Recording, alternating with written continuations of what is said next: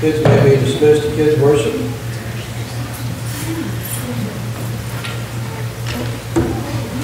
Have your Bibles, turn to Luke chapter 12.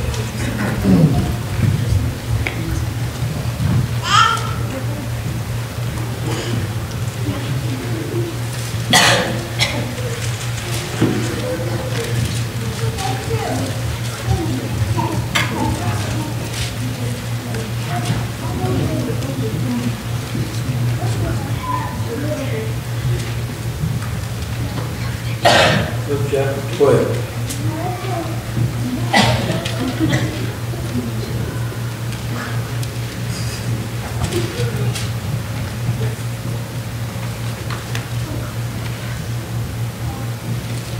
Starting at verse 15.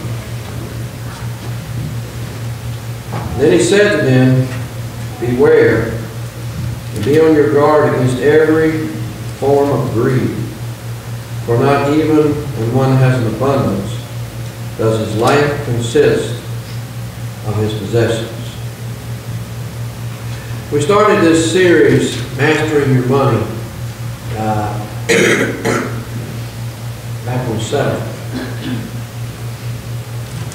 And when we started this series, the first sermon we talked about the characteristics of a good money manager. Those characteristics are self-discipline, patience, common sense, farsightedness, and thankfulness. And so that has to start. It starts with the person themselves. Then last week we looked at how to get out of debt. That's important. Everybody needs to get out of debt. But then, today we want to talk about your money talks. Your money talks. Think about it. Open your checkbook and take a look at it. And you'll find out what you value and what it's worth to you. When Kenneth Lederer, longtime professor at Yale in church history, died, it was discovered that he had divided his money 4 ways. For every dollar he earned, he lived on 25 cents. The second 25 cents he gave to charity. The third 25 cents he saved because he was concerned about inflation, and in his old age he didn't want to be a burden to anyone else. And the final 25 cents he spent on some inherited family obligation that he had to take care of. Now, knowing this about him tells us a lot about the person, doesn't it? He was a person that cared about giving. He was a person that cared about his family and taking care of those family obligations. It tells us a lot about the person. John Wesley was another example of a good money manager. And John Wesley said this, get all you can, save all you can, and give all you can. Get all you can, save all you can, give all you can. John Wesley decided when he first became an adult what it was going to cost him to live on, and he lived on that amount the rest of his life. Everything else he had, he gave away. So, get all you can, save all you can, give all you can. William James, the famous American student of psychology, wrote this. The praises of poverty need once more to be boldly sung. We've grown literally afraid to be poor. We despise anyone who elects to be poor in order to simplify and save his inner life. Now, I'm not advocating poverty, okay? Don't think that I am. But he does have a point. Are we much better off when we try to live simply and not extravagantly? You know, we are so afraid of being poor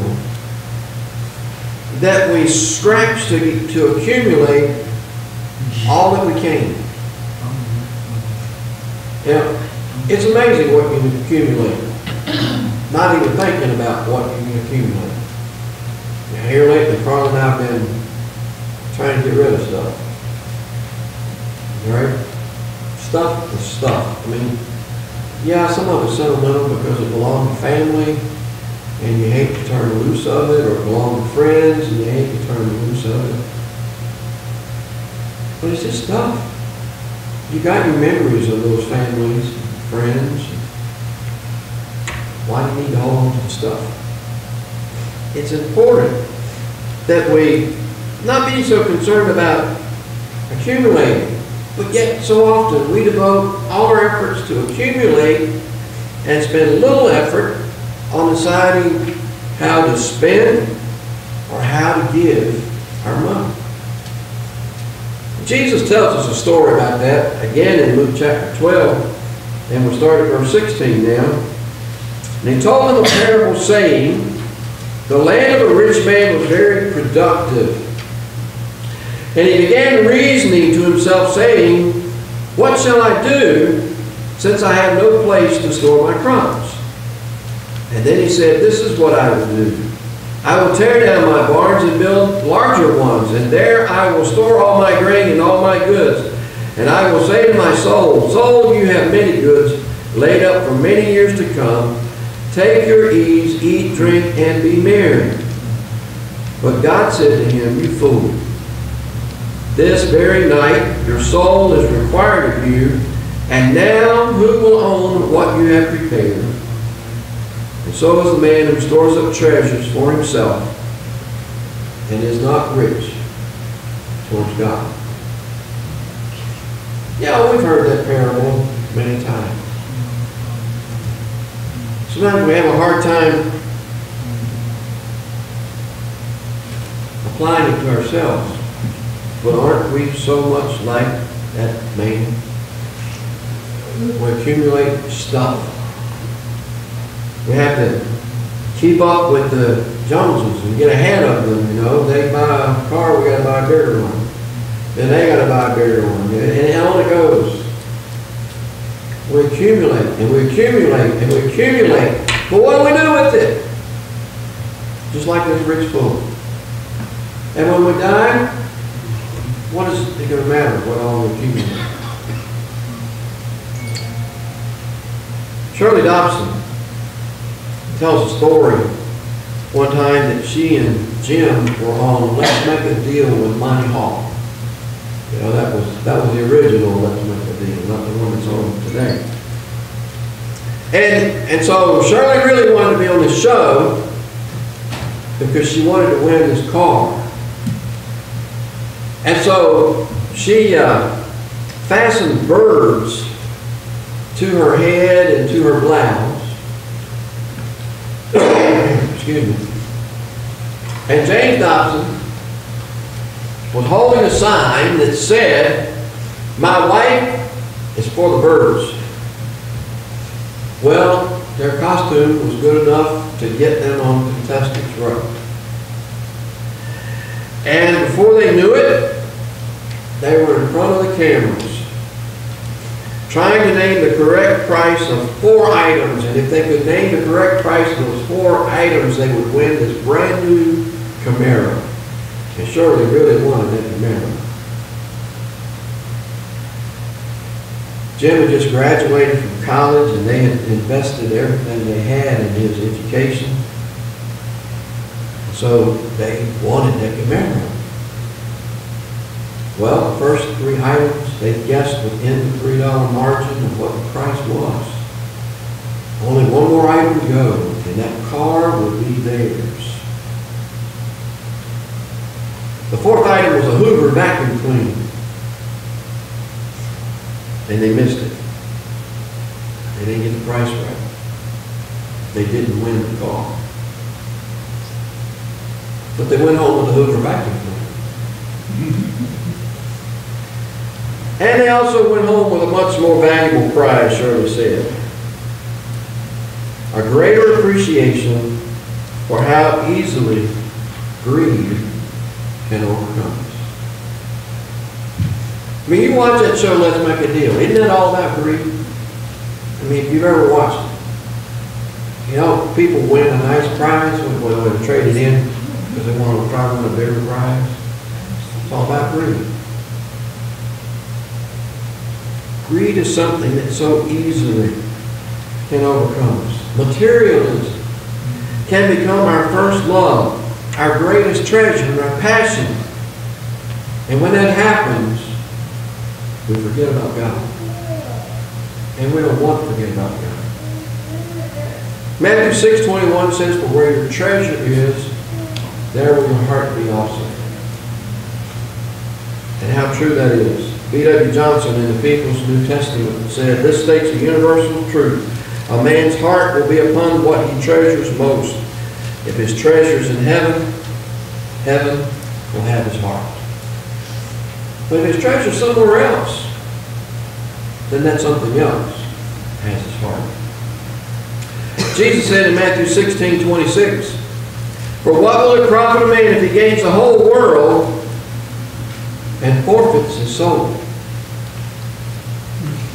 Well, we could go back to the rich fool on that one too.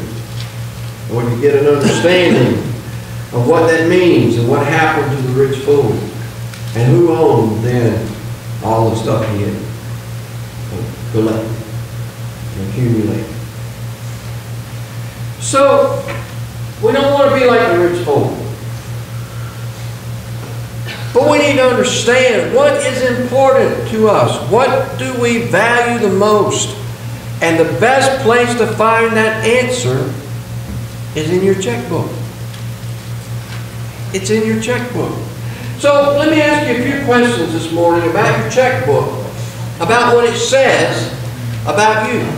All right? First of all, is the way you spend your money saying that you are afraid? Is the way you're spending your money saying you are afraid? Well, think about it this way. What about the man that buys more toys than he really can afford? What about that man? What is that saying about him? Well, he's going to defend his purchases, because what he's going to tell you is that when he was a boy, his family was very poor and they didn't have a lot of toys. And so he's going to buy enough toys as an adult that he's not going to run out. He's always going to have his toys to play with, whatever they may be. You know, now, toys are a little bit different when you're a kid, you know. I mean, they're expensive, but they're not near expensive as adult toys are. And so we have to think about it. His checkbook is saying he's afraid. He has to accumulate things to calm that fear. What about your life insurance policies? What do your life insurance policies say about your fear? Now, I know everybody needs life insurance. I'm not saying you don't have life insurance, okay? We all need life insurance. But do we need tremendous amounts of life insurance? Now, actually, when you're young, you need more life insurance than when you're older. Because when you're older, and if you've been smart and you stayed out of debt, you ought to have been able to plan and prepare for time to come when you might need life insurance. And so you don't need as much. All right? But see, when we're afraid, we take refuge in spending. And so we spend money on things like life insurance. Now, A.L. Williams came up with a philosophy that I bought into years ago, and I still believe it's the right idea. And that is buy term and invest the difference. That means buy term and invest the difference in what whole life would cost you. Because you don't need to use your life insurance as a savings account where you can borrow from. I know people who do that. They borrow from their life insurance, and what they don't understand, if they don't pay it back, they're going to lose their life insurance. So you got to be careful about that. So I like this idea, buy term, invest a difference. So let me say something. You've got to be very self-disciplined if you buy into that idea. All right? You've got to make sure you put that money in your savings. You've got to do that. But when you do it, when you save that money, there gets to be a point in your life you don't need life insurance at all. Because you've got enough. You've already insured yourself. You've taken care of that. That's money that maybe you don't need to spend. So, does the way we spend our money say we're afraid? But number two, is it possible to say that the way you spend your money says you're a miser? I mean, think about it. I was a seminary professor in church finance. For the final exam, asked all of his students in class to hand him a dollar bill, $1 bill.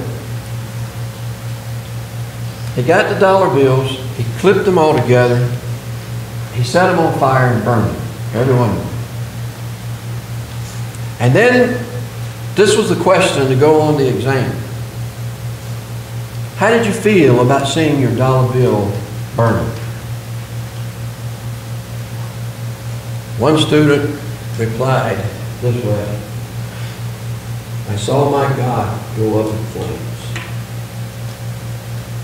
I saw my God go up in flames.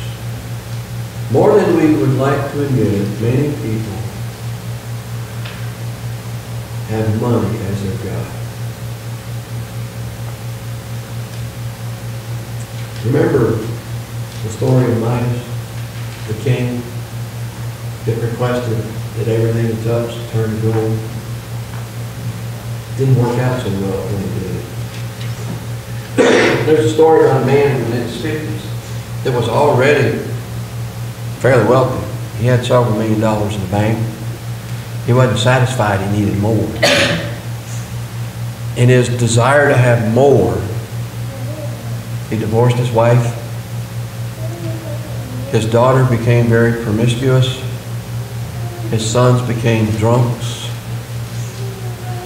And at the age of 57, he died. He died with a lot of money in the bank. But he died in spiritual poverty. Because that money was his God. So we have to think about, what do we do with our money? What is it saying? Is it just that we got to accumulate and accumulate and accumulate?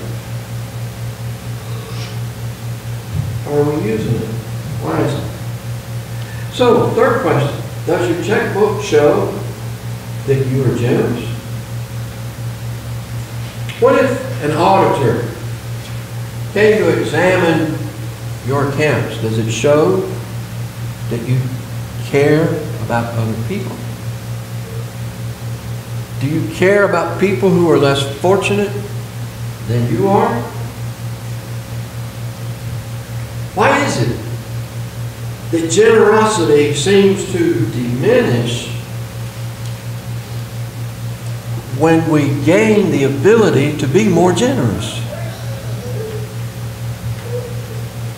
What does that say about us? What does it say about our heart and where our treasure really is? Another question. Does your checkbook say you love your family? Does your checkbook say you love them? What about taking care of their needs before you take care of your own needs? Remember, we already talked about that guy who wants to spend all his money on buying his own families. What about your family? What about your children's education? What about braces on their teeth? What about their health? and the things that they need. What about your wife? I mean, come on, guys. When we set our vows, we promise to love, honor, cherish, and protect her, right? What does your checkbook say about that? Are you doing those things? I mean, what if she needs something? Or what if the burners on the stove don't work? What if she needs clothes? What about the necessities of just life and keeping the household running? Are we providing those things or not? What does your checkbook say about the way you love your family? Finally, what does the way you spend your money show about your love to God? Well, we've already talked about you can't love two masters. Because you're going to serve one, you're going to hate the other one. You got to have one. The Bible plainly says we're to have no other gods before Him. We can't let money be your God. God is supposed to be first in everything. Everybody agree with that? God is supposed to be first in everything. Amen. Then that means that when you get paid on payday, the very first check you write is to go to God. Amen. If God is first, that has to be. That has to be. We have to lay up our treasures. Look at this cartoon. The cartoon is an IRS auditor talking to a preacher. And I don't know if you can read the caption, but it says, "What's this we hear about you laying up your treasures in heaven?"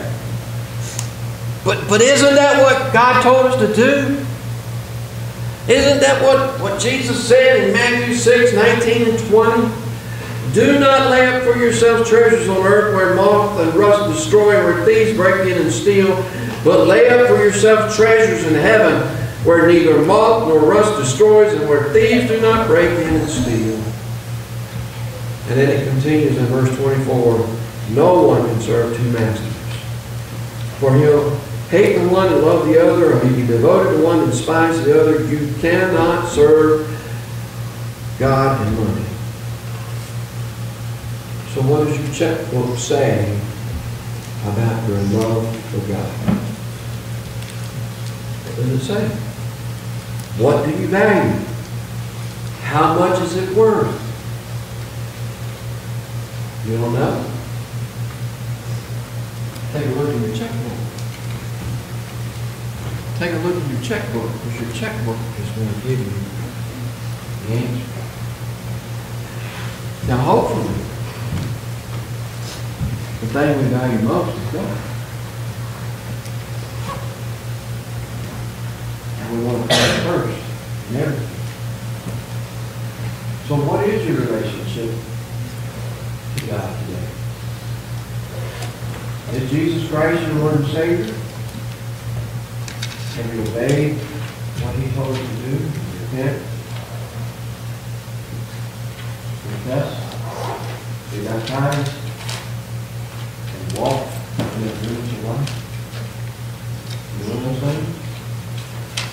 Maybe you did those things initially, but you're really trying to keep part of your heart to yourself. Maybe you need to dedicate your life. But God doesn't want part of the problem. He wants it all. He wants it all. If you're here this morning, you have a decision to make for Christ. We're going to sing number 918. 918. We'll use the first and the last verse. You have a decision to come along and sing.